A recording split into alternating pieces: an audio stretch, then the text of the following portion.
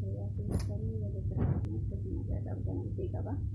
Inshaallah wal jiraatanii addabannee jirra. Nyaata marqaa xiqqeessuu godhachuufi marqaa biyya keenyaa dharma'ee isa xiqqoo wayii godhatuuf jechuudha.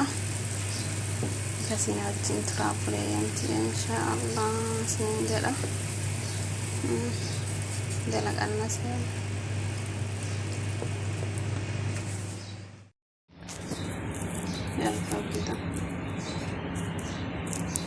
مرحبا جايز. كنا بوليانتي يا كل مرحبا جايز.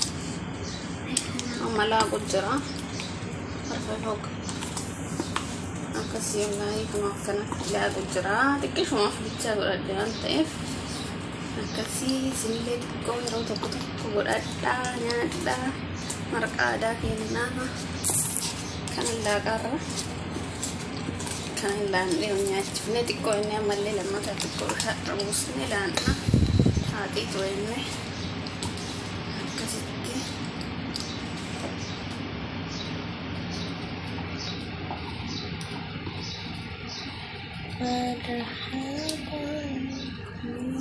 ولا تعرف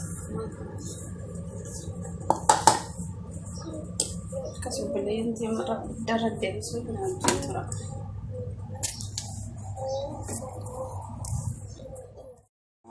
كوتا جولي ورمو مرقان كي يكونوا حالا كانان كي جرا كوتا نيانو دايد تنغوني دايد تنجالتو hanya nukota sinin jela masyaallah no tiko markate hotanya no sinin jela ujinyana pero toko andi yogi ada tunggari da kasih tero toko markatanya sinin jela o sinin ja insyaallah akasini toloka biaya dattan abdi kaba baru edung kena nyata biaya kena sidalaga sijra bidden ta'ee bidden silaa kan bitatu bitate kan bitan illeen dalagaa daabboo marqaa na marqaa nyaata aadaa Oromootii koottaa haa nyaannu aadaa keenyallee yeroo tokko yaadannee haa fakkeessinu jechuu yoo ka biyya keenyaattis margatuu baanne akkasii koottaa nyaannu isiniin jedha.